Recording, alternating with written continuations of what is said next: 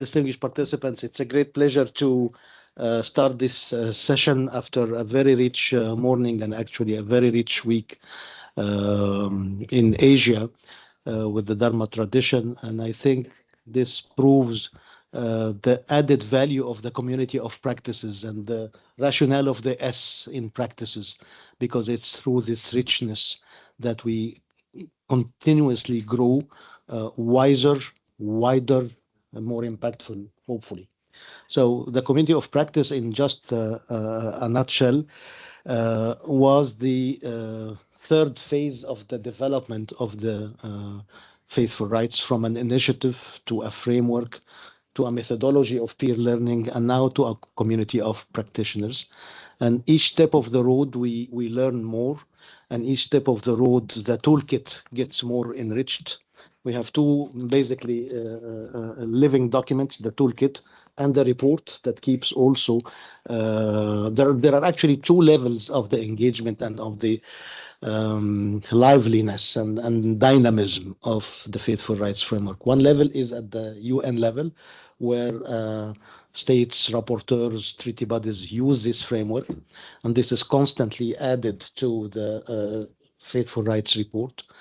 And whenever there is something related more to the modules of training, that's where we refer to it in the toolkit. And the idea is that with time, with the expansion of the community of practices, we have more and more actors on the ground who run with it in practice. So all what we heard this morning about walking the talk and transforming the vision into deeds, and that this is the very nature of faith traditions.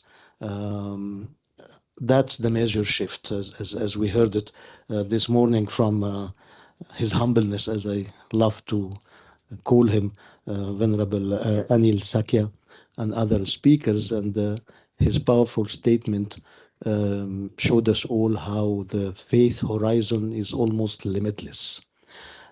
Still, its shared crux remains the same.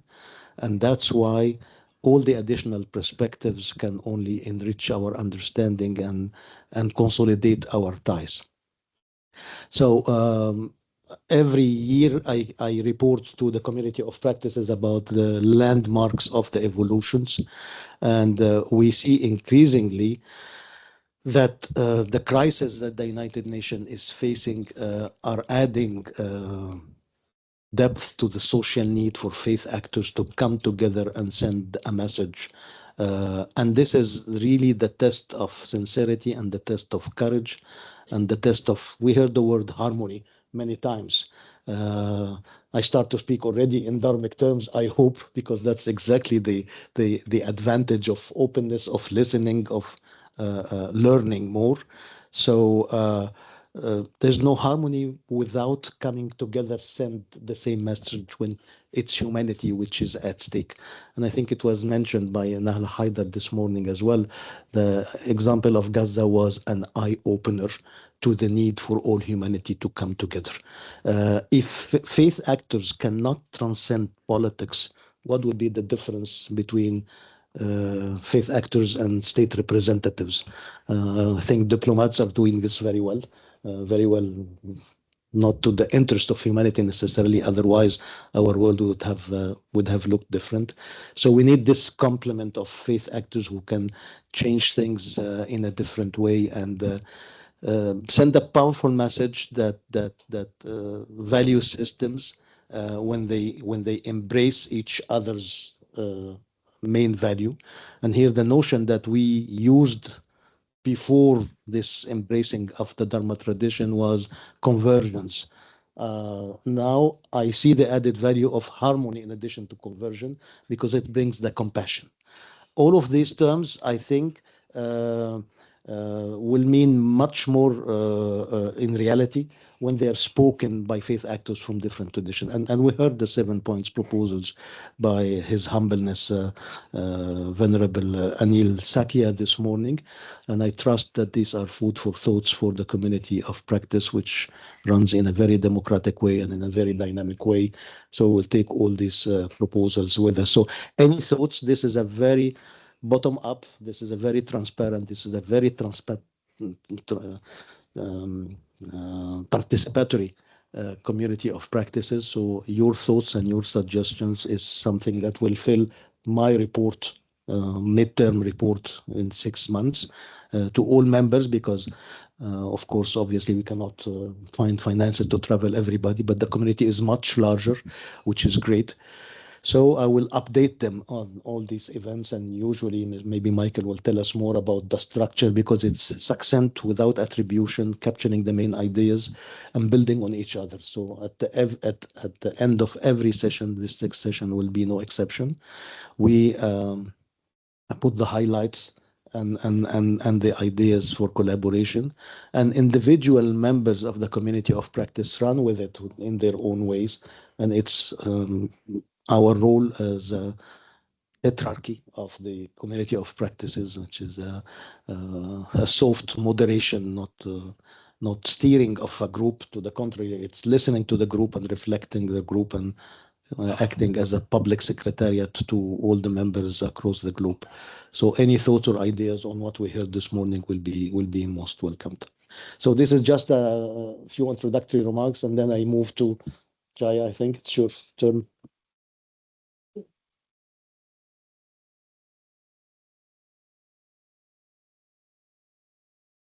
Namaste, good morning. Excellencies, venerable monks and priests, distinguished and honorable panelists, distinguished and honorable delegates, dear guests, dear friends. The title of this panel is Seeking Truth Across Traditions, a Shared Path of Dharma. Let me start with the same shloka that was recited this morning, Ekam Sat Vipra Bahudha Vadanti. I cannot but start with this famous and often quoted verse from the Rig Veda, which says, truth is one, the wise speak of it in many ways. In fact, this could have been an alternative title because it fits very well with the spirit of diversity of paths towards the same ultimate goal. And I will elaborate on this. Hopefully, we will go to a higher level, a slightly higher level, and then come back to the practical level. And I don't think it will be wrong to say that seeking truth, truth with a big T, is the ultimate aim of human existence in all dharmic traditions, I think probably all traditions. But then what do we mean by truth? We can say it is the ultimate reality. Then we can go on asking, what do you mean by ultimate? What does one mean by ultimate reality? Reality is in front of us, all around us. Isn't that what we perceive here and around us, the ultimate reality? The answer to this question is yes and no. Yes, because what we perceive here is part of reality. Humans have always sought and will always seek to understand this reality deeper and deeper. And this is a perfectly valid search for truth. And no, because this is not the full reality. There is a reality, we can say, beyond or within what we perceive by our senses. And when I say senses, it is not just the 5 senses that people commonly think of, but also includes the so-called subtle senses like the mind, the intellect, the sense of I, the ego, without any bad connotation, and even all the sophisticated equipment that we use to observe reality. No satellites, telescopes, large hadron colliders, all that can be used to observe and understand reality, the reality around us. And all that will be invented can include all that will be invented in the future to capture reality. And all these capture a reality that is only partial still, and that only relates to matter, the material world. So all dharmic traditions say and ask the question, is there something beyond what all these can apprehend? The answer here is yes, as I said, and it is a yes for almost all religious, maybe, and traditional tradition, spiritual traditions. But how do we know it? How do we know and how do we go about seeking this reality beyond or within? Before answering this, let me add a personal note saying that I feel that is very well possible that the search for truth that I talked about by, let's say, scientists, and when I say scientists, it includes social scientists, humanities, all people looking for deeper truths in what we see, what we perceive, in the manner described above.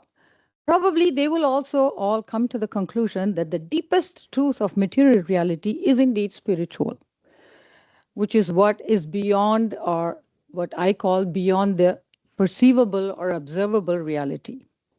Now, why is it called spiritual?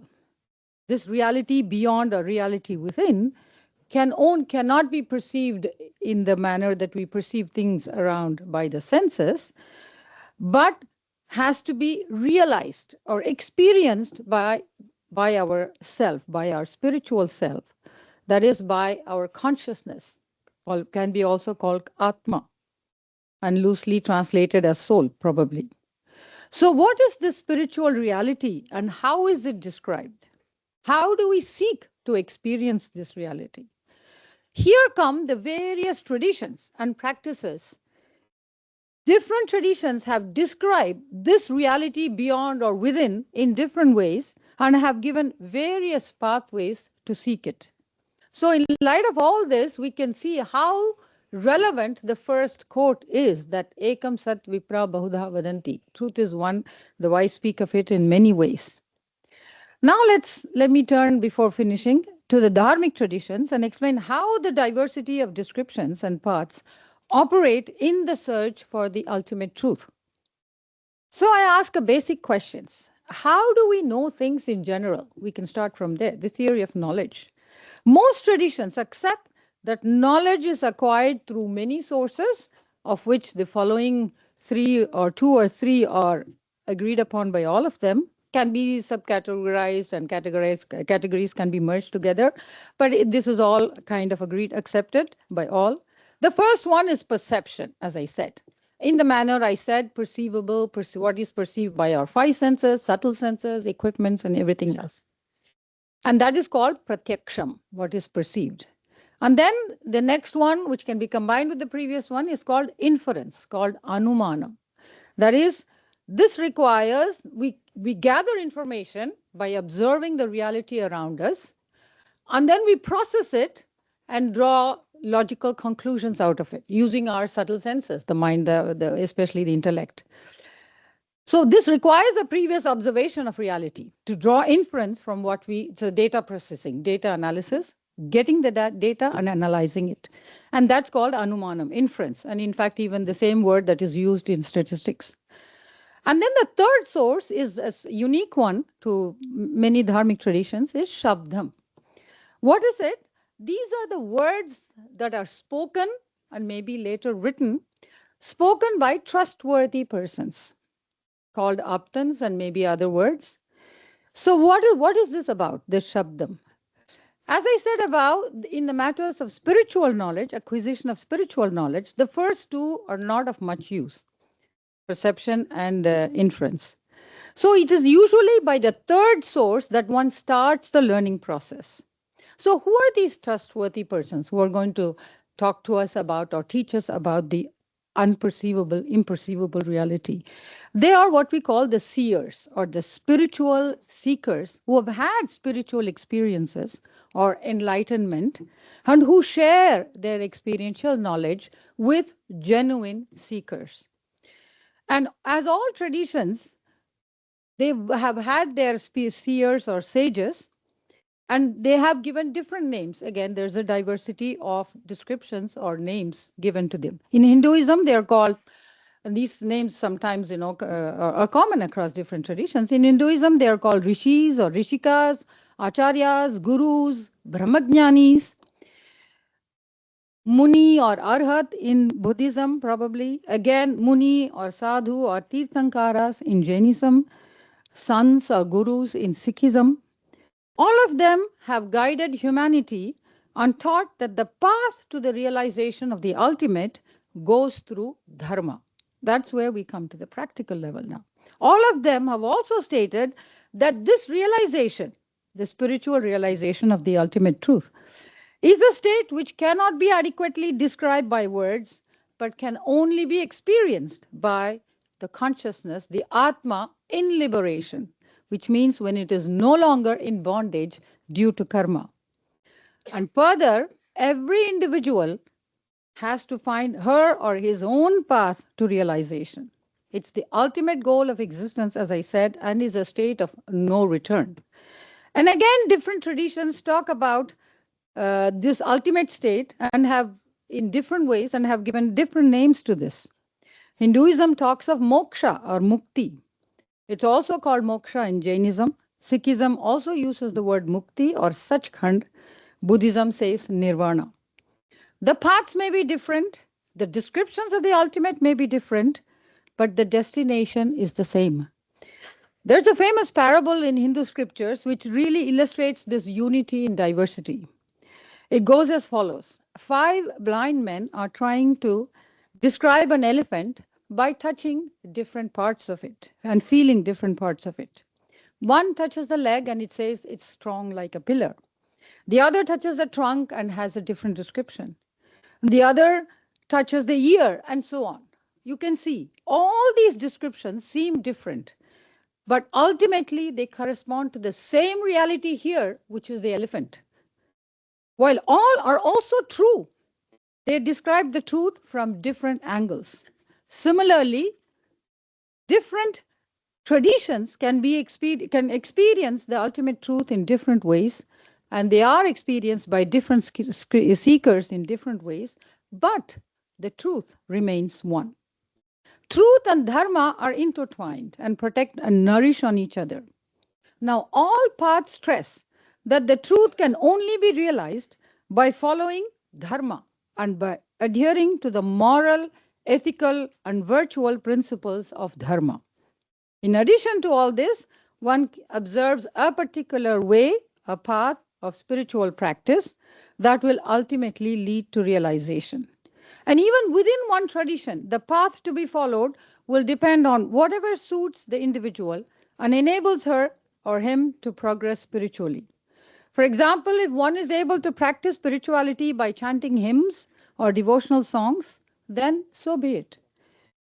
Or on the other hand, one wants to silently meditate, then that's also good.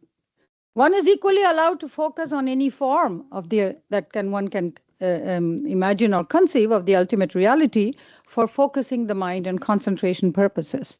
All the ways that help in going forward on the search for the ultimate truth are good and equally valid. So I will now end with a beautiful hymn, a Shanti Mantra, it's called, from the Upanishads, Brihadaranyaka Upanishad, which describes the transition from the perceivable reality to the ultimate truth. Truth, and it is, I first translated before reciting it. It says, lead us from the unreal to the real, from darkness to light, from death to immortality. Om, peace, peace, and peace. Asato ma sadgamaya, tamaso ma jyotirgamaya, mrityorma amritam gamaya. Om Shanti, Shanti, Shanti. Thank you.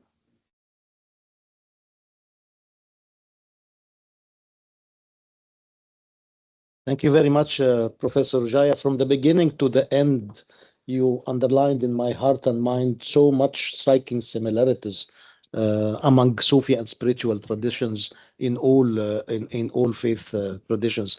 For example, when you started with the idea that the truth is the same, but perspectives are different. The Muslim Sufis have a beautiful saying, which is that water is the same. Flowers are so colorful. Not a single flower looks like the other. It's the same thing. And then also when you describe the ultimate truth, the Sufis say exactly the same thing. They call it al-kashf, the ultimate exposure, where words do not exist and cannot convey. And it's a state of spiritual reception And the Quran calls it العلم اللدني, the science which is given, the knowledge which is given that you cannot seek. So the similarities are extremely powerful. And if I relate this to some of the 7 points of his humbleness this morning, I find the extreme added value of having comparative thinkers in a hub on Dharma and human rights to add a perspective to the faithful rights trajectory, which it's enriching a lot. Dr. Niti, we are eager to hear you. Good afternoon. I feel like a young kid on the block because this is my first time being here. And if my understanding is correct, the religion that I'll be representing, which is one of the oldest, and yet probably the first time coming as a Dharmic tradition. My thanks are to United Nations Office of High Commissioner for Human Rights, Michael, Vinaji from BodhiGayā 980 Institute, Dr. Supachai, Honorable Reverend Azuji monks, and honorable ladies and gentlemen, and finally, Prashant from Dharma Alliance, who literally twisted my arms that, no, you need to be here. And I certainly am glad that I'm here. And as I said, kid in the new block, so I thought I will use slides. A lot has been said. Do I have anything new? Well, let me present my case and you be the judge. Truth is a belief, is it? It is a discovery. We keep on working on it and keep finding it. It is discovered and not owned. And as Jaya mentioned, story of the elephant and blind, you put 6 blind people in front of an elephant and ask them, what is it? Depending upon the part of elephant that they touch. Touching the tail will say it's a rope.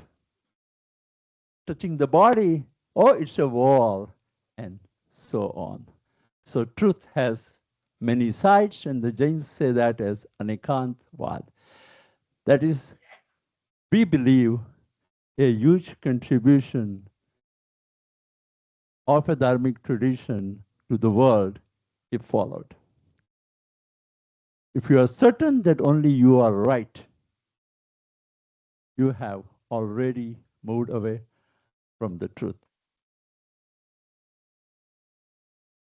There was a monk and a young man walking in the dark, and the man says something and says, it's a snake, it's a snake. And the monk says, put the light. Well, lo behold, it was a rope. So, fear often arises from misperception.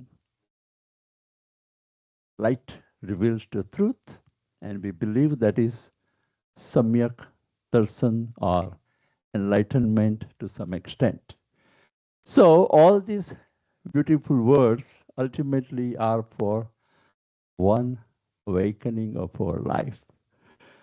Dharma. A lot has been said. I will add my half a cent. Dhar means that which holds together, and Dharma is the ethical order sustaining cosmos. Who are sustaining this cosmos? All of us, all these people in the world, and also all living beings, and I will touch that. So, ahimsa, aparigraha, and satya, harmony with all beings. Very, very important from our perspective. All beings, all living beings are respected in our tradition. And that is every tradition, every religion, every faith believes in ahimsa. Does anybody say violence? No. Jains take it a little bit further and want to believe and respect all living beings. Mahavir was the 24th Tirthankar, was a contemporary of Buddha. Our books say they never met, but they were both at the same time. Mahavir said, one who knows the value of all living beings knows Dharma. This is the timeless wisdom given 2600 years ago. Ecology and interdependence, many people have mentioned. The term that's used by Jains is paras paropragaho jivanam. Similarly, Hindu philosophy uses Vasudhaiv Kutumbam. Ultimately, it all means one world, one family. It's an ancient insight for modern sustainability. Truth and survival are interdependent. Again, Mahavir said, I repeat, more than 2600 years ago, he would neglect earth, air, fire, water, and vegetation, disregards his own existence. This monk was doing meditation at the bank of the river, and of course there were other people with him. The scorpion gets up and bites.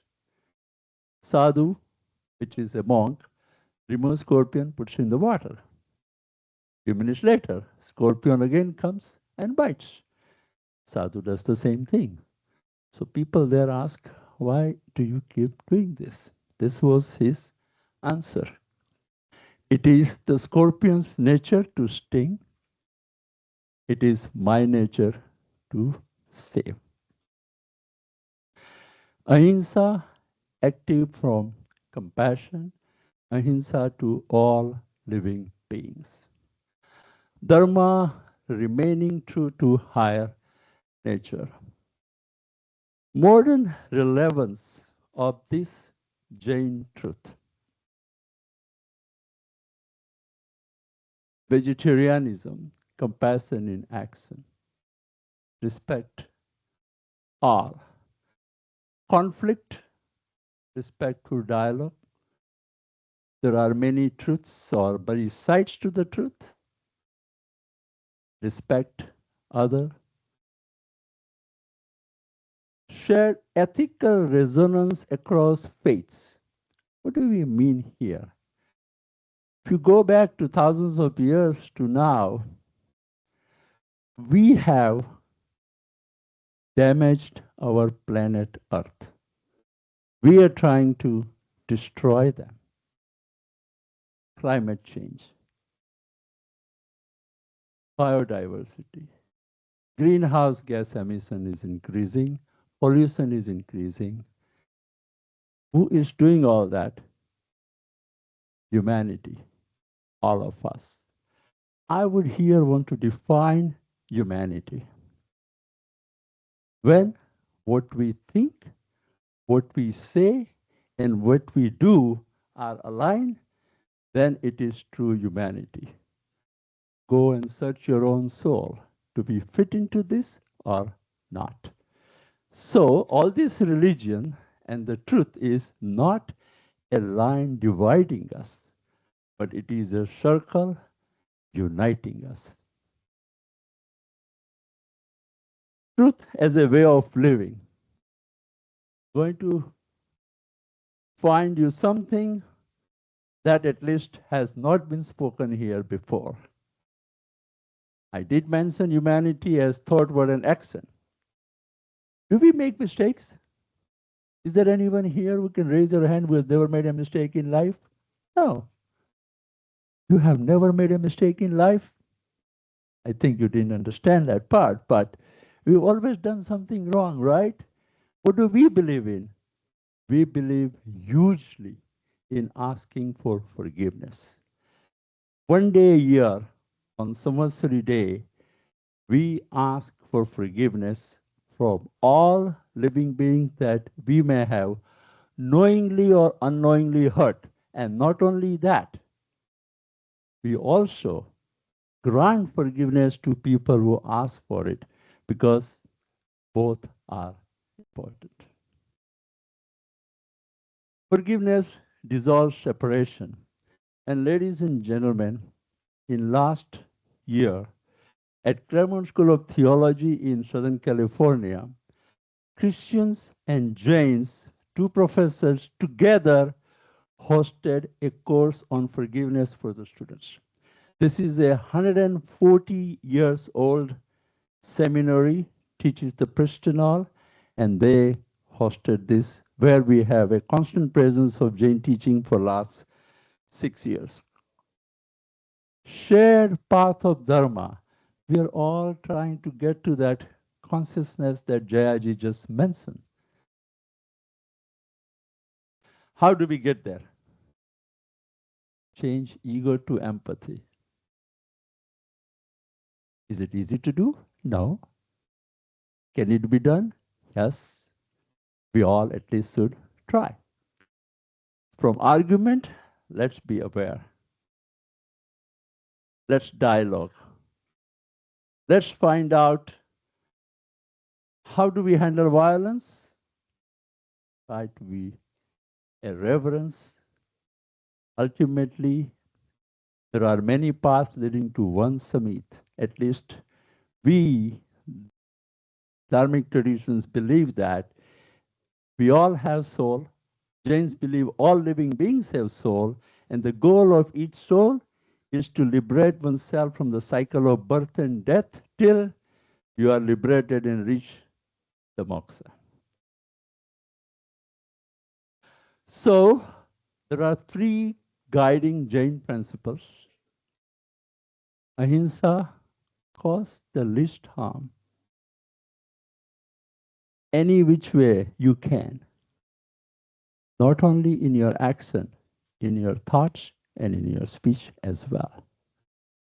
Anikantvat, we've spoken enough about it. This is the term we haven't spoken enough yet.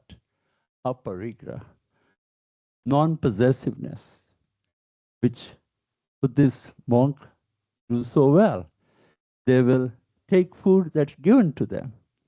Same way Jain monks, they walk from house to house and gather whatever food has been given to them. Live simply, share generously.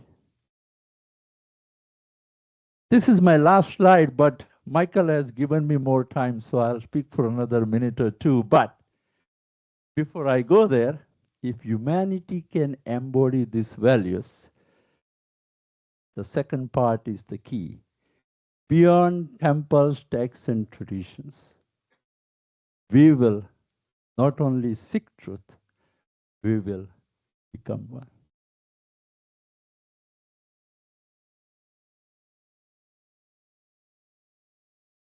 There are tons of people in the world and other living beings who need help.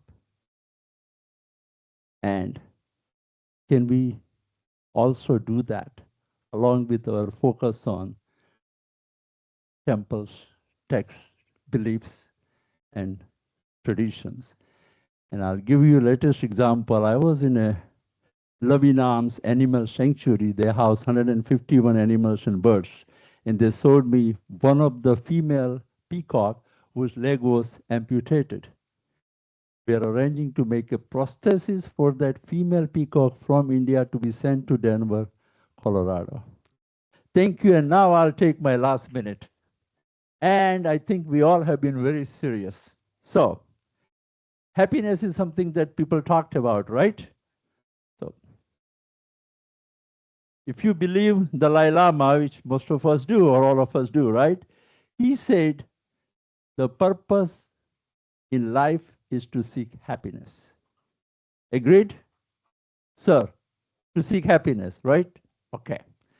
Born Indian, lived in Africa, now American. I had to go to China that I have never visited to find the secret of happiness. And here is the Chinese proverb for you. If you want to be happy for an hour, take a nap. If you want to be happy for a day, go golfing. If you want to be happy for a month, get married. If you want to be happy for a year, inherit fortune. Ladies and gentlemen, money will keep you happy only for so long because you can neither eat, drink, or sleep with money. But if you want to be happy for a lifetime, go help someone else. Help someone whom you do not know and from someone you don't expect anything back. When I was talking to several people about this, my grandson Jain helped me with some research. Rahul Kapoor Jain prepared slides and other things. But one Acharya Maharaj said this to me about how do we live life. Says Samadhi is good, sadhana is good, but Sahai is the best. You help people, you help animals, you help living beings, and build good karma, ultimately to leave this world. Thank you, thank you, thank you.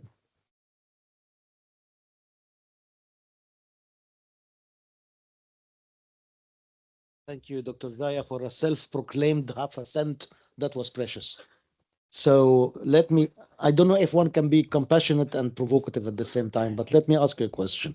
For the sake of discussion afterwards, I will not cut the trail, but just to enrich the discussion. And it's also a question to the special rapporteur and to the treaty body members who are with us, because the more I hear faith traditions, automatically by training, I translate human rights. And I ask myself, who is responsible to change ego into empathy? Who is responsible for changing ego into empathy? And I have in mind all these dignitaries and faith actors with their power of clarity. If you apply, and I fully understand that the Jain is almost the highest level. You are very, very strict on yourself, and I admire this. So by these high standards, if you consider that faith actors are the responsible for this, I think they failed. Now, the same question, if I ask it in human rights terms, what are the human rights responsibilities of faith actors? What is it that they should do exactly? Just preach?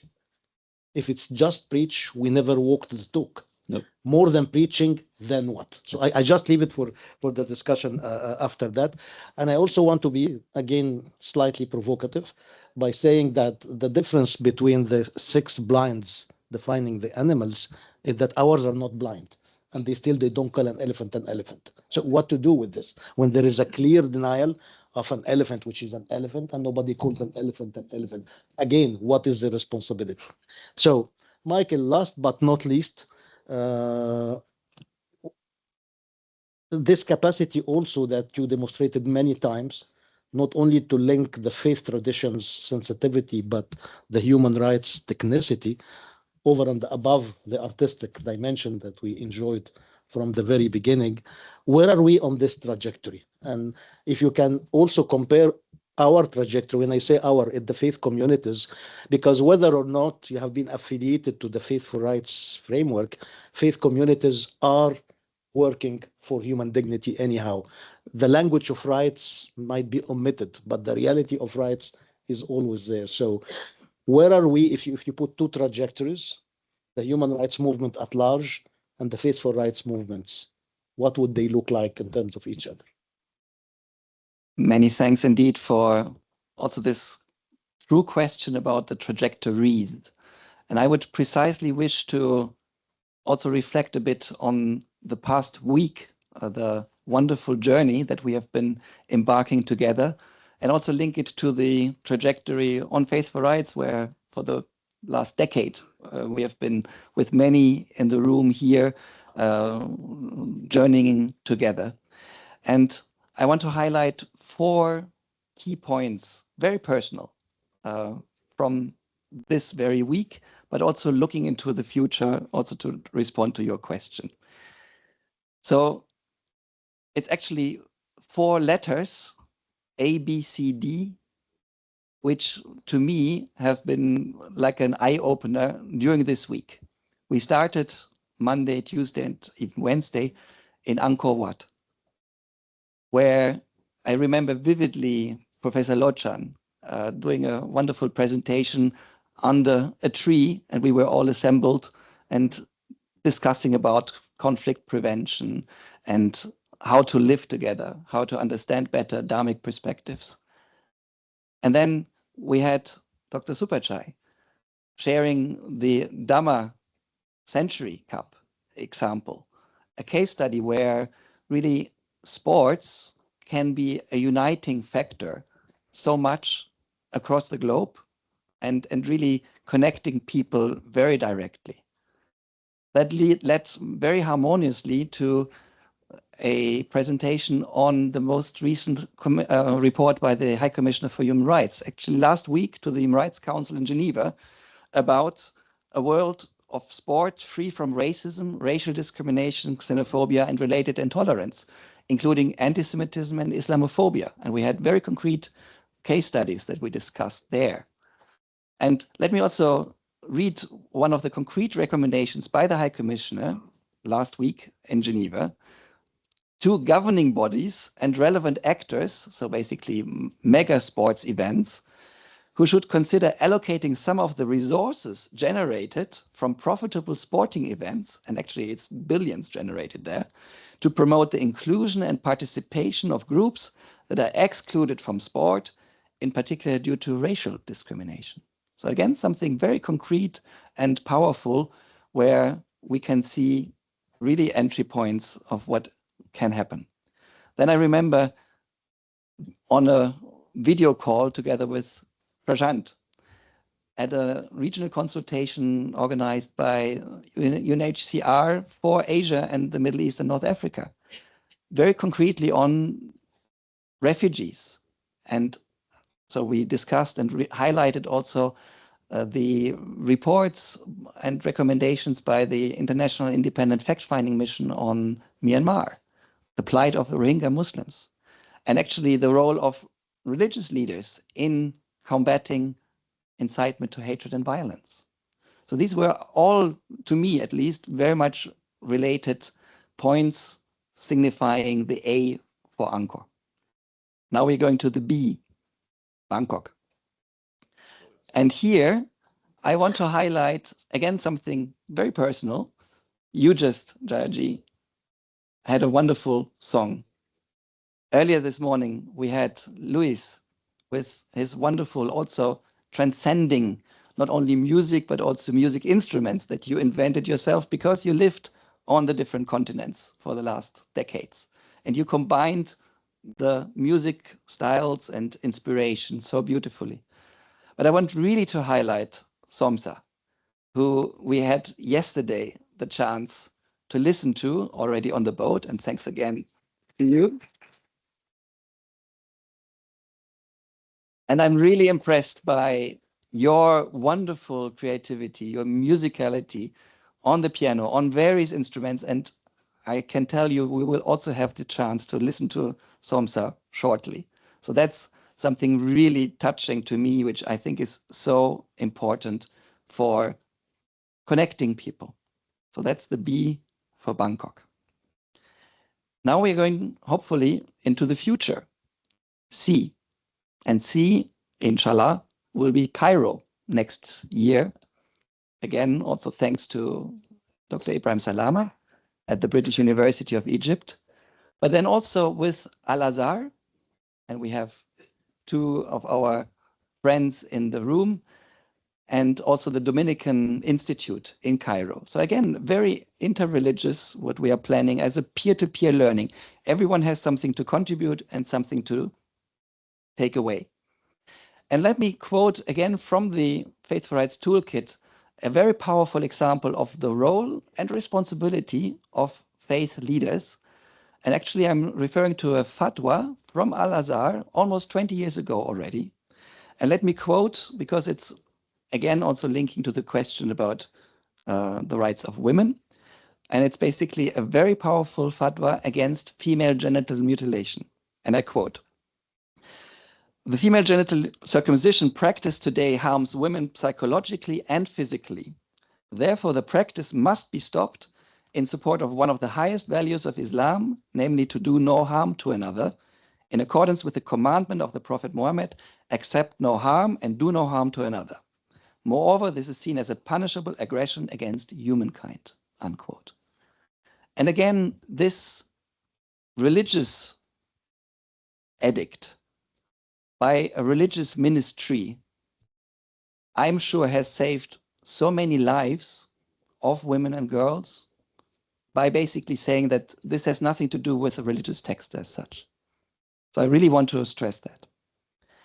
And that leads me to my fourth and final point of this kind of immediate journey. And I'm sure there will be, the alphabet is long, and I'm sure we can even extend it with non-Western alphabets to make it even longer than 26 characters.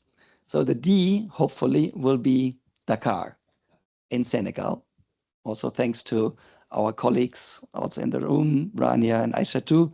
And first and foremost, our really inspiring women, the Murshidat and the religious leaders who are women. And this is not a contradiction in itself. I really want to emphasize this.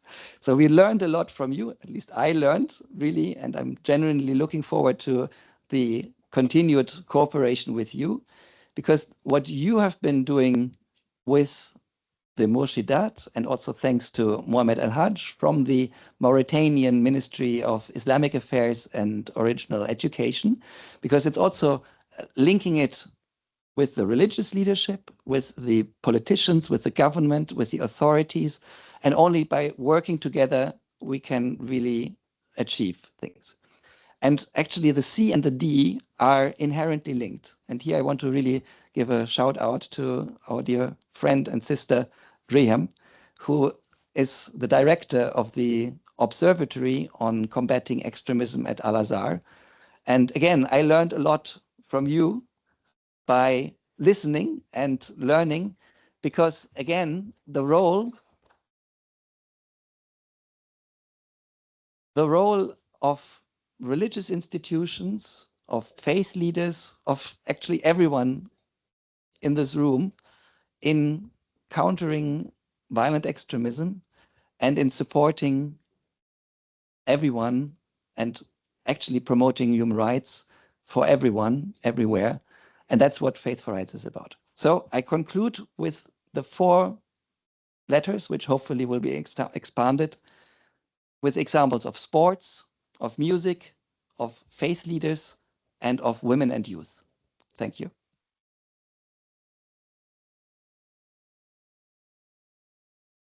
Thank you very much, Michael, for a hopeful but very concrete and objective reading of a trajectory that we didn't make. It just so happened. And the fact that it's ABCD, maybe that says that there is an order. And thanks to your presentation, and I admire in particular how little words you use. And this Ibn Ata'illah al-Sakandari, a famous another Muslim Sufi, says, كلما اتسع المعنى ضاقت العبارة. The wider and deeper the meaning is, the lesser words you need to say it. And it's fantastic because it's really true, and it applies perfectly to your presentation, but also to Michael and Dr. Jaya's presentations. The partnerships and the examples Michael gave are not known. And not known is the least damage. What I think is a pity is that they're not encouraged. Why? Because the narrative of rights and the narrative of faith are not similar, and for good reasons. But there are ways to bridge the language, and this is the whole philosophy and methodology of the Faith for Rights. The human rights reading of all what we heard about from the Dharmic tradition does exist here. It's just not said the same way. And it's precisely through teaching and learning and training that we can bring the vocabularies together. Words can divide, can kill, and can bring people together and can elevate them to heights never reached. The main focus, I think, and this is the C, Cairo, what we're trying to do there in collaboration with Al-Azhar University. And again, it's a perfect example where religious institutions establish new horizons of collaboration. It's students from Al-Azhar who are foreigners. So we'll try to work on the environment by using, doing the international within the same country. And that's the same idea with Dr. Supachai. The first day we met, the idea imposed itself of having a youth forum for the Dharmic tradition and faithful rights. And this is exactly, if I read again the 6th point of Venerable Anil today, it is, I suggest, the forming of a Dharma traditions and human rights research network. That's what will bring the concepts together. If you do the analogy between the instinctive and deep realities of the Dharma tradition with the corresponding human rights narrative, and that this research should document how Dharma-based civilizations historically linked moral law with social justice. So this example in itself, what the triple shift we're trying to do in Cairo is to focus on training, focus on the youth with a perfect gender balance, and we saw how al-Murshidat were groundbreaking, and the element of continuity, because it's the smallest of deeds, if they are cumulative, that made the most important results at the end. Any questions from the floor? Yes, please, sir. I will give you. I think for the contemplative tradition, contemplation. So let's me take example and kind of reflect on it. We are drinking a tea.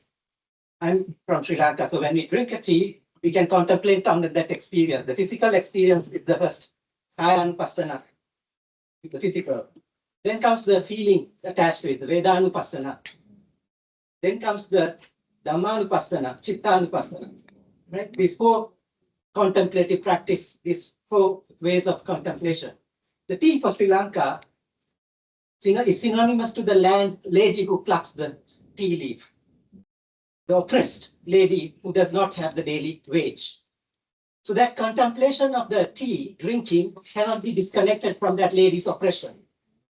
We have to contemplate on that systemic oppression and then work for the liberation of my own and hers, because that's bound in one another. Sri Lanka having gone through armed conflict, women-headed households are a big reality. So if you have to talk about, in a Dharmic tradition, a family, we can't just be lofty and talk of a family that is full, but we need to recognize the reality of the women-headed household and adjust our ways of being to cater to the needs of that household and shift the system so that power is with the oppressed. I think this is, for me, the addition. And when we speak of the Dharma, we need to speak of the oppression. Sunita, Sopaka, Bhattacharya. Buddha engaged the sex worker. Buddha went to the scavenger, the boy who was tied to a dead corpse and punished for corporal punishment. He released that boy from that punishment. So I think we need to really engage, and that's my sort of reflection from what the different speakers have said, making that be really to the grounded reality. So lifting as a lotus does out of the mud, but then never losing our stem in being connected to the mud. Thank you for a perfect and inspiring example, truly, of two things: how an ordinary mundane act should be seen in a spiritual manner and lead to an act of compassion. It's also an example of what type of teaching faith actors can conduct and can produce to go beyond the vision into the action as well. So this is exactly what our training is trying to promote and catch examples from. One of the exercises is find religious quotes or storytelling from experiences. And when we compile all of this, this is what we get. So now we will have the opportunity actually to also listen to Somsa and his wonderful creativity. And as you may realize, he also is a person with disability. Okay. I think in order, we also have a Jude sessions here. Since morning and since every sessions, we all have been talking compassions to the all beings. So I think this is a very great opportunities that our children, our youth, they have been doing this since many, many years. So it really reflects on how they are understanding the ecologies and how they are doing things in order to present it to the internationals and to the other peoples, how those films and documentary can affect the communities, the faith, and their work. So I think we will be very short. The students will be showing their works while presenting. So the movie will be not sound, so they will be the one who's speaking. So first we will start with first. First, we will start with first. Okay, first. Okay.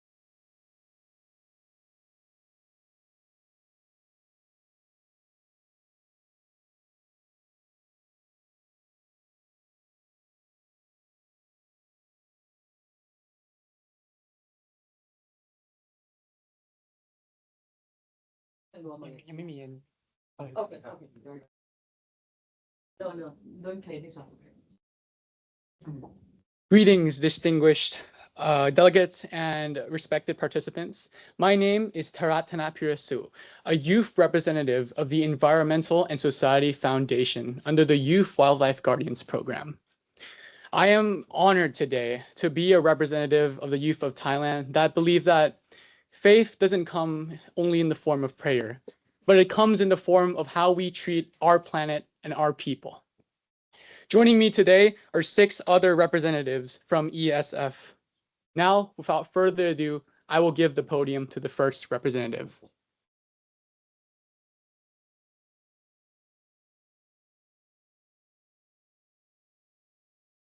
My name is Narida Charnachit, and I'm the youth project leader for the Marine Endangered Species for the Environmental and Social Foundation.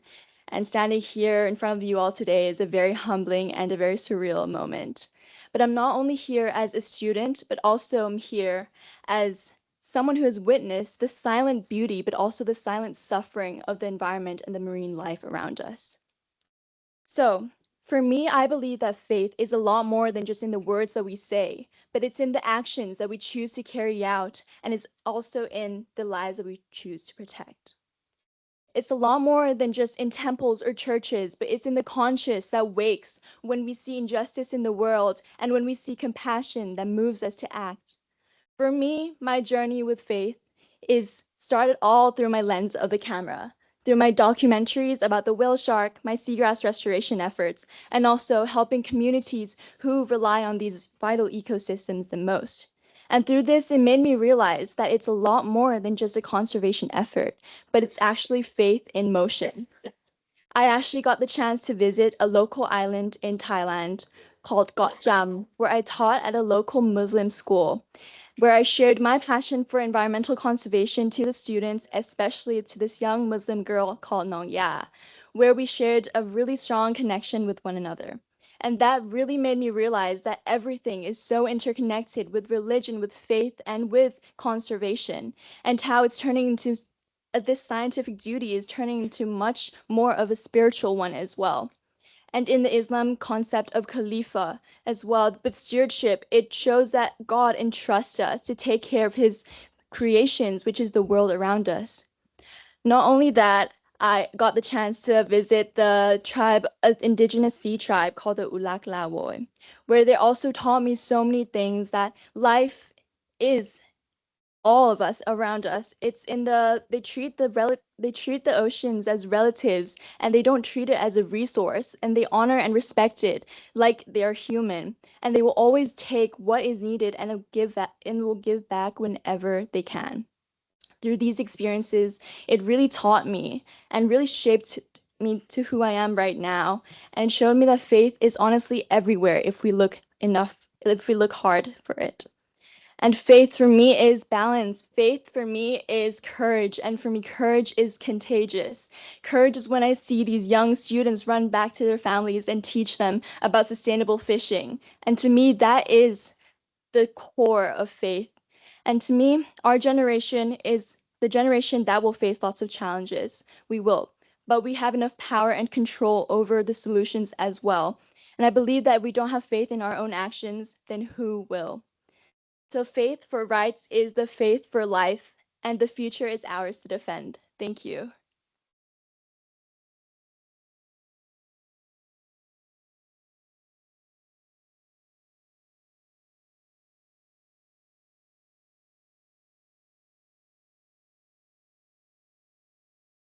Honorable delegates and esteemed leaders, I would like to thank you for giving me this opportunity to speak as a representative for the youth and environment at this high regard event, the 6th Faith for Rights Conference. My name is Prinutai Sangchai. I'm from NIST International School of Thailand, and I'm in grade 9.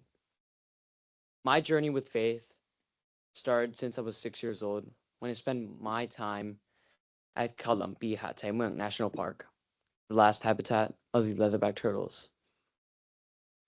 Under the guidance of Dr. Alongkot Chukeo, I was there when the leatherback turtles completely disappeared from Thailand's shores. I was there when the leatherback turtles came back to lay their eggs for the first time again. And I was there to witness the nest being flooded due to global boiling and rising sea levels. It's astonishing to learn that merely 30 years ago, there were thousands of turtle nests on Thailand's shores annually, but now there are only 7 to 8, and some years there are even none. My film, Sanctuary of the Leatherbacks, I understood more deeply about their habitats both on land and sea, and how they're connected to ours. After they hatch, they head out onto a lifelong journey into an ocean, and in the next 25 to 30 years, some of these hatchlings will come back to this exact spot, this home where they'll lay their own eggs. That requires faith. Faith that the beach will still be there. Faith that they will come back. My story shows the connection between our world and theirs, and how every species deserves the right for peaceful coexistence. I and the Youth Wildlife Guardians have traveled abroad and across Thailand to local students to work with communities. We spoke to ministers, researchers, and community leaders. Anyone who can make change, anyone who will listen. I found that leaders of faith have made the impacts. Their teachings speak of stewardship of our nature. They are the ones who have been leading environmental conservation before anyone else. I had the chance to show my documentaries at the BGVI to the park rangers whose hard work have been recognized, and to over 500 students in the local community around the national park. Many of them are Dek Chao Lei, or children who have grown near the ocean. These are the generations that are the ones who will protect their lands and sea, their own shorelines, their home. They are the guardians of the sanctuary. I've dreamt of a future, a world completely rid of pollution. filled with clean air, with clean water, and with animals that can live freely. This dream may seem so distant as the earth caves in, as species go extinct before our very eyes, and as the climate boils and turns our home into an inferno. However, the day I first watched those tiny hatchlings leave their own homes into the ocean was the day I realized that amidst all the negative impacts of climate change, there's still hope. Hope that in creating a new world where all species can live in harmony. Faith is not in the words, but the actions we take. The power of youth and leaders of faith can combine.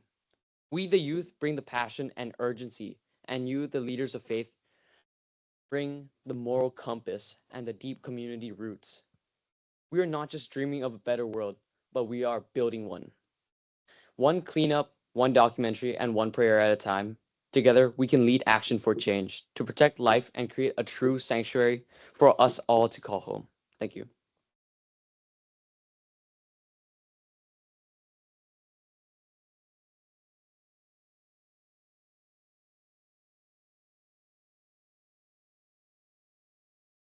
You just skip the rest of the clip, please. Which one is the next? The Nicobar pigeon. Somebody yes, because it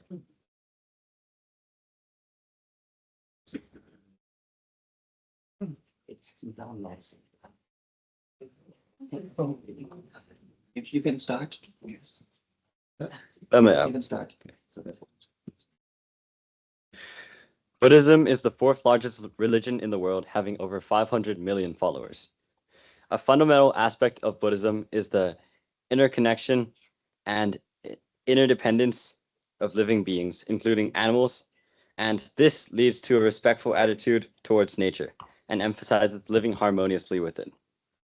Hello, dear guests and fellow advocates. My name is Tristan Kanjanapas, and I am fortunate enough to have the opportunity to stand in front of you all and share my views. The Faith for Rights meeting is held to remind us of the human rights, and I believe that one human right is to experience and appreciate nature to its fullest. Unfortunately, that nature has been getting reduced by the minute as new technologies such as artificial intelligence require massive amounts of energy to run, leading to the destruction of nature as resources are depleted and global temperatures rise. Nature is getting pushed to the brink, and before we know it, it'll be gone. I've only seen a fraction of what our world has to offer, and yet I am entranced and amazed by it. Trees with complicated root systems, allowing them to transport nutrients from the ground below to meters above, birds with extravagant feathers putting on display for mates, and the smallest of mosses hiding between the cracks in the stone. Nature has evolved over hundreds of millions of years, and every cell, every organism has evolved to be ever so intricate, more complex than we could ever fathom. Nature is incredible, and I believe that we should protect it. This links back to Buddhism. I think people should learn from the teachings of Buddhism, because if more people are respectful of and are willing to coexist with nature, then more people in the future will have the right to see and experience our world to the fullest extent. This inspired me to make a documentary about the Nicobar pigeon to share the beauty of nature to others and foster a sense of appreciation, especially in the youth. During the production of my documentary, though, I learned several things about the importance of nature that I did not previously know. I went to Makan village, an indigenous village, and I asked them about the whereabouts of the local Nicobar pigeons. But they told me they hadn't seen any in a while, since increased tourism meant their village was getting a lot louder during certain periods. This made me feel disappointed, but in that moment, I came to a very important realization. For many, nature isn't just something that they can find intrinsic value in, but is also a large part of their cultures and lives. Therefore, if these people cannot continue their lifestyle, this would violate their right to maintain their traditions. The more I learn about the importance of the natural world, the more I feel that I can't let people destroy it. I will protect nature with everything I can muster, and I want others to do the same for the good of our world and future generations. Thank you.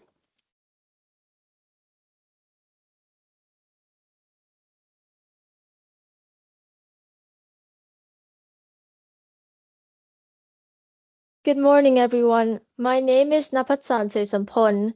I am from Denla British School and I am a representative from the Youth Wildlife Guardians program. I am honored to be here today to share how faith in justice, compassion, and life can help us build a better community and a better planet. The sixth Faith for Rights meeting is held to connect faith with human rights and emphasize how faith is a strong power that links us all together. It doesn't matter what country, religion, or nationality you are. We are all equal and have a right to be on this planet.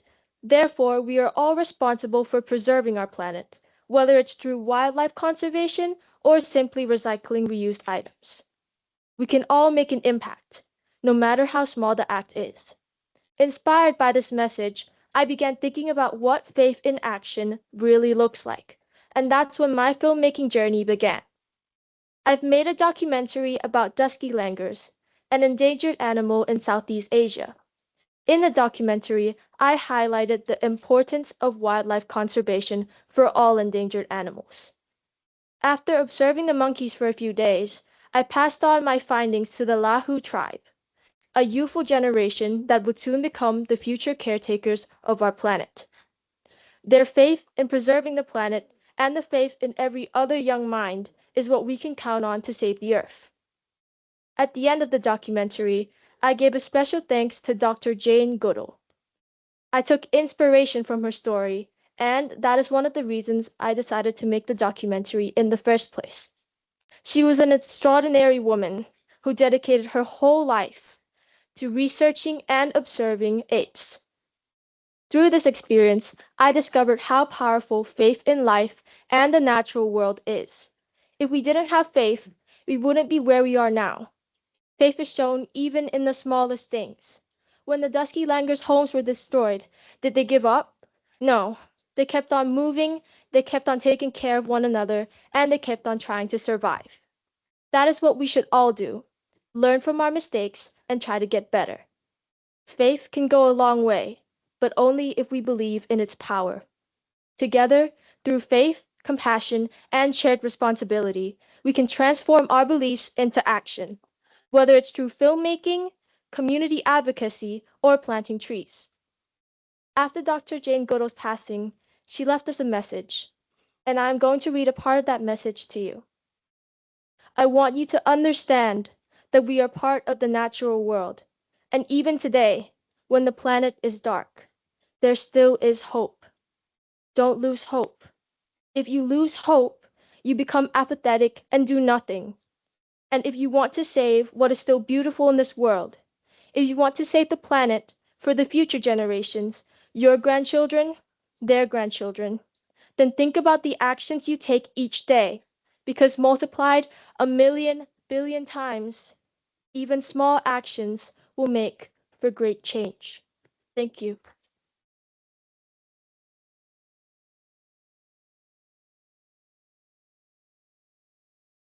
Good morning, distinguished delegates, esteemed leaders, and respected guests.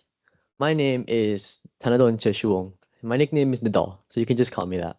I'm deeply honored to stand before you today as a representative of the Youth Wildlife Guardians and as a filmmaker of the award-winning documentary, The Charming Leopard Sharks, which has won over 20 international film festival awards and has been showcased in every single continent in the world. Joining this United Nations conference has filled me with both humility and hope. Hope that the voices of young people like me and my friends can echo beyond borders, and humility in knowing that faith, justice, and compassion begin with how we choose to protect life itself. The sixth Faith for Rights meeting reminds us that faith is not limited to religious rituals or sacred spaces.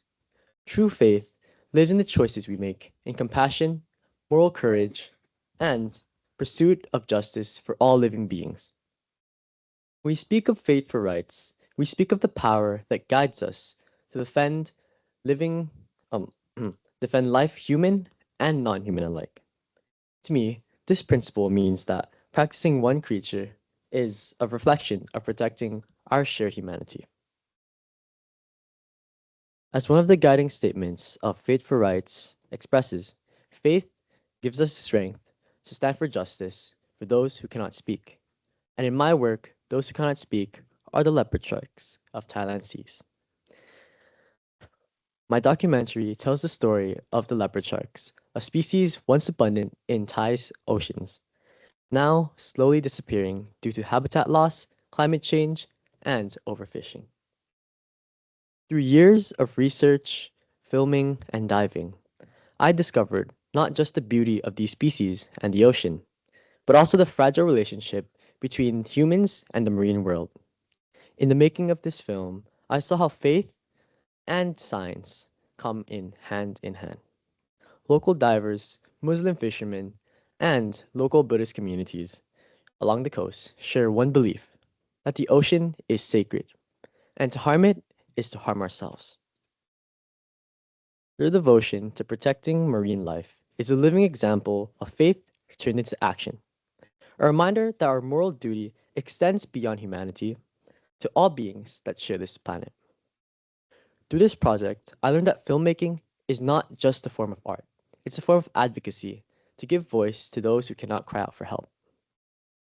Like the gentle leopard shark gliding beneath the waves. This journey taught me that faith in life means believing in the right of every creature to exist. Human rights and the rights of nature are inseparable, and when one is violated, both suffer. Every frame of my documentary reflects that belief. Faith, in its purest form, is not only found in temples, churches, or mosques, but it's found in small acts that protect life, whether it's releasing a rehabilitated animal, reducing plastic waste, or inspiring others through storytelling. Today, I stand here not only as a student or filmmaker, but as part of a generation that refuses to give up on our planet. The Dharma century begins when we all see life, from the smallest seahorse to the largest whale shark, as sacred. It is the promise we carry from the ocean to the world that compassion, justice, and faith will guide us towards a future where every life matters. Thank you so much for your time.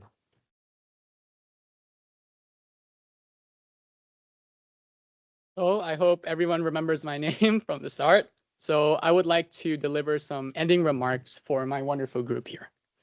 So to conclude, this meeting reminds us that faith and human rights are not separate.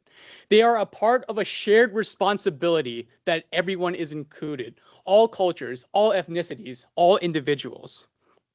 Faith for rights reminds and calls for us to protect those who are most vulnerable, the poor, the displaced, the indigenous, because these people may hold valuable information and views about different ways we can look at nature or harmony. When we raise the rights of the smallest groups of people, we are protecting the rights of humanity itself. In my documentary, Time and the Vanishing, I explore how time reveals to us what is being lost, not only in nature, but in the voices of these people who are slowly starting to fade away. My documentary may look through the fragile beauty of marine life, but it also shines light on the perspectives of locals, indigenous peoples, oceanic minorities whose lives depend on the ocean. So now, the word faith is an act of inclusion. This film is my way of showing how if we're going to protect our world's oceans, if we're going to protect our planet, we must first protect the people living in it. So, let this be our promise. Faith for rights, faith for life, faith for everyone.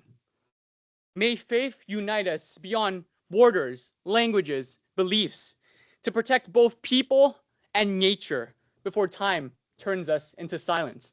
Thank you.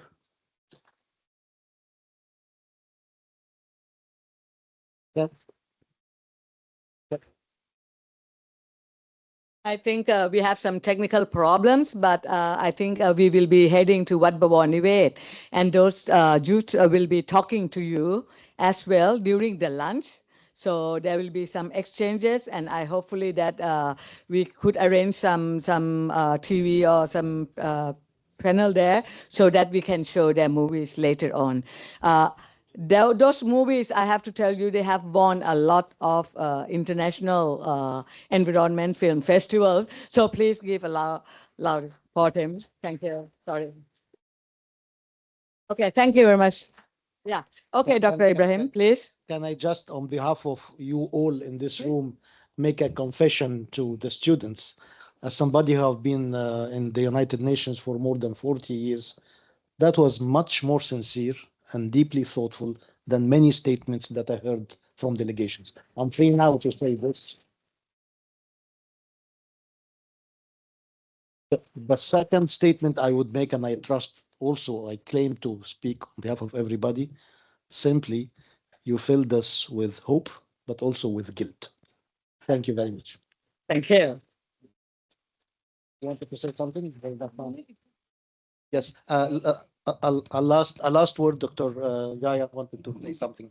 No, because I thank you very much, Ibrahim, for this 1 minute. I won't take more than a minute because I thought since he asked provocative questions, let me start answering the provocative questions. Take your time. No, I won't take long time, but these are very, first of all, thank you very much for bringing out the commonalities between the different traditions, and that's what we are here for.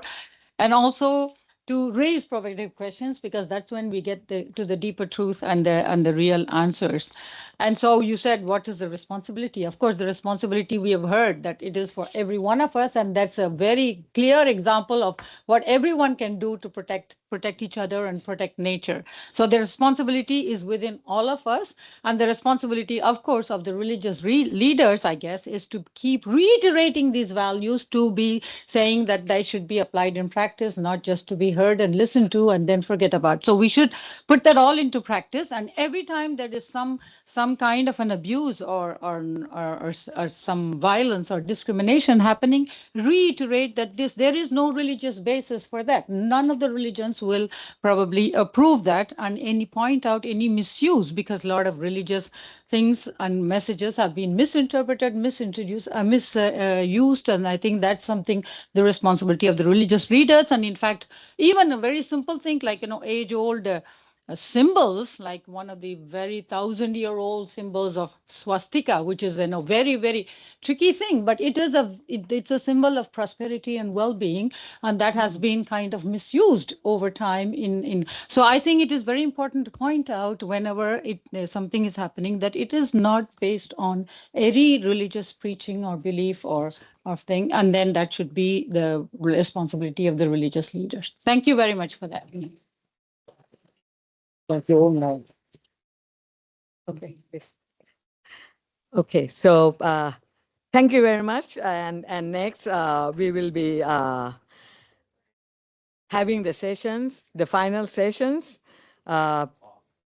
Supachai Verapuchong will be giving the Bangkok statement on faith, Dharma, and human rights. Please welcome.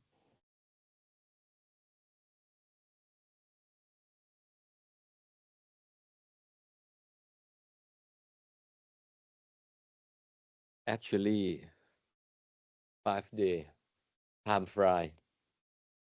We met a few days ago like a new friend. Now we are old friend, brother and sister. And I do believe that from this point, we can change the world. The world, I do believe that they are full of the good spirit. Every mankind, every single one. This is what I do believe. I always positive thinking. And with such, the beautiful presentation from all our, daughter and, son, grandchildren, led by Dr. Arongkot. You so passion. We met more than 2 decades. Arongkot. Thanks to Pashan, thanks to Michael, Ibrahim, every single one. So I don't have much to say. Sorry. Before I read this one, the Bangkok Declaration. So I just would like to thank every single one that put all the effort and make this, the faithful rights, you see, in Angkor, Cambodia, and Thailand, success. And we foresee the future. I do believe that with the wisdom, whatever we set the goal, we're gonna make it in this life, not next life. Believe me, we're gonna make it all together. Let me finish my Bangkok declaration.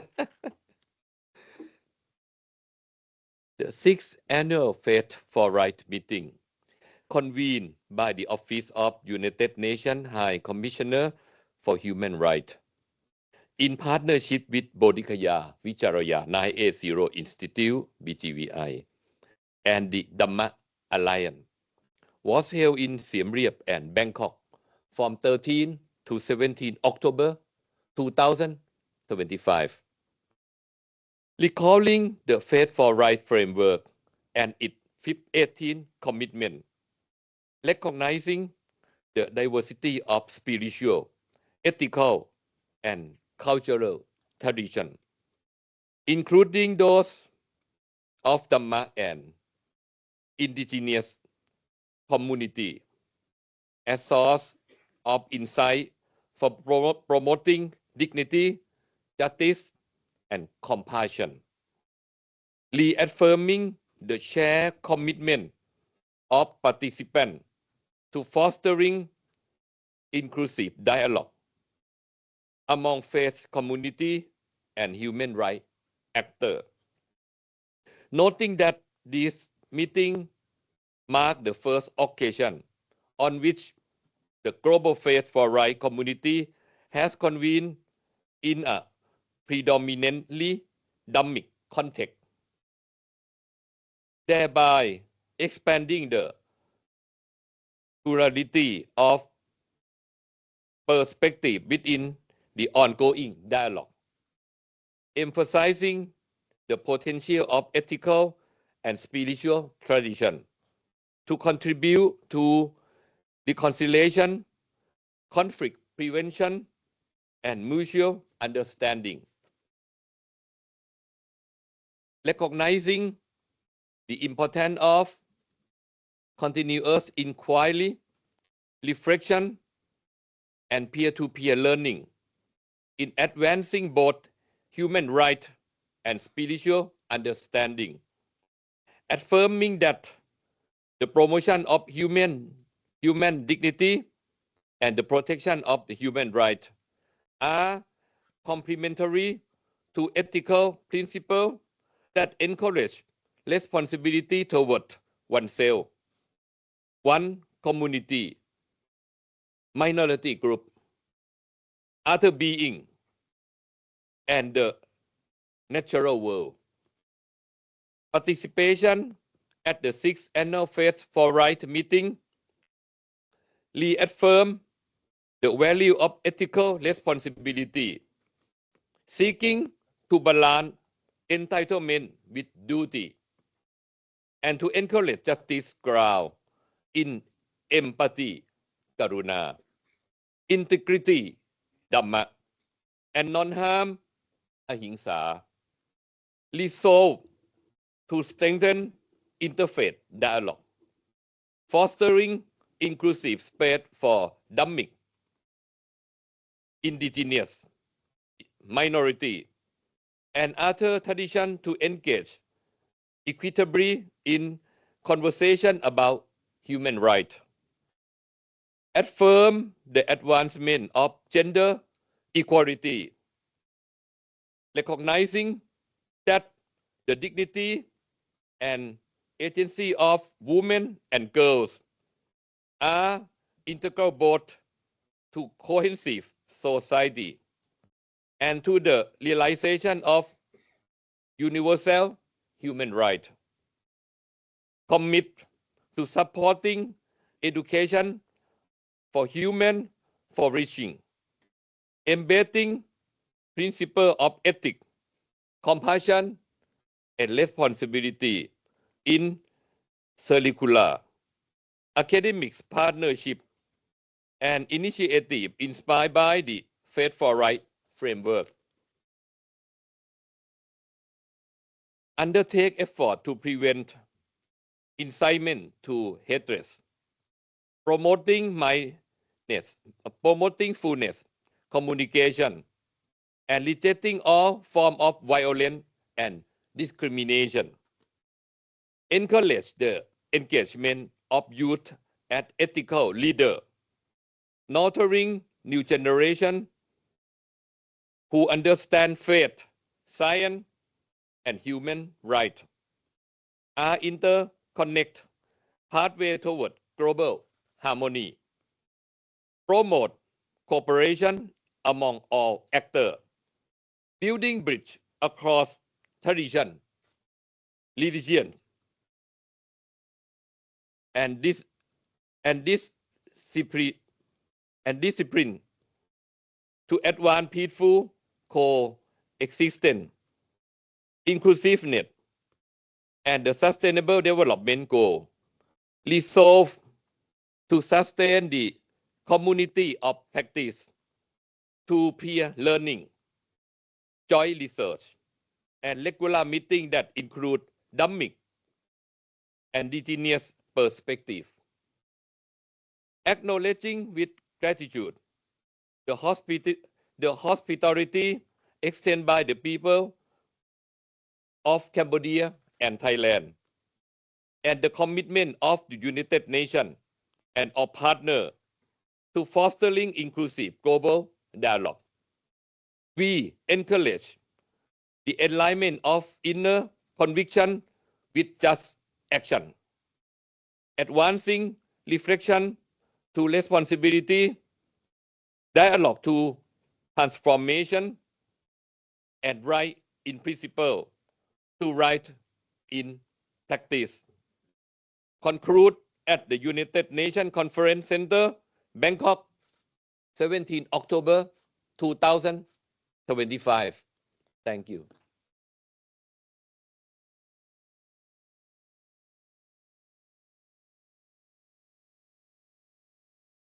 Thank you so much. And to conclude our wonderful and so insightful session, the last point which stands before your lunch is actually the vote of thanks. And I'm sure I will forget people. And nevertheless, we thought of really acknowledging so many of our hosts and participants and really of partners in that context. So let me start reading out, and I apologize already profusely for my pronunciation of your names. So in terms of the monks and their teams, Venerable Dr. Anil Sakya from Wat Bonivat Vihara, who has been so inspirational yesterday and also this morning. Venerable Dr. Mehdi Borayan from Wat Mahatat and Chulalongkorn University, and Mrs. Pojamoran Kertiton from Wat Bovonivet Vihara. So thanks a lot to all of you. Then from BGVI, of course, Dr. Supachai Verapuchong, and then Mr. Maris Sangyam-Pongsa, thank you so much. Ms. Veena Upadhyaya, Dr. Alongkot, and Ms. Prani Charupatrapong. And from Dharma Alliance, Dr. Prashant Sharma sitting next to me, Mr. Juan Diaz and Amit Vadwa, and also not to forget the staff of the Hotel Sofitel for Ketra in Siem Reap, and also from the Office of the High Commissioner for Human Rights, Cynthia, our regional representative here, and also Shivani and others. Then from our regional office in Dakar, Rania and Aisatu, from our Cambodia office, Benjamin Moreau, Ibrahim Salama, the special rapporteurs who joined here in person on minority issues, Nicolas Lebra, and also online we had Nazila Ghanea and Nakhla Haidar, from the CEDAW committee, and all the participants. And let me really, one shouldn't single out participants, but I would really like to emphasize how much we all learned from the courageous women in our participants. And I echo what Ibrahim just said. Just now, the wonderful presentations by the youth representatives. So that was really wonderful. And the final group of persons I also want to really thank sincerely are all the musicians, including Somsa, for the wonderful presentation and really bringing faith, rights, Dharma, and artistic expressions together. Thank you so much. Yes, yes. So thanks a lot to everyone, and now we have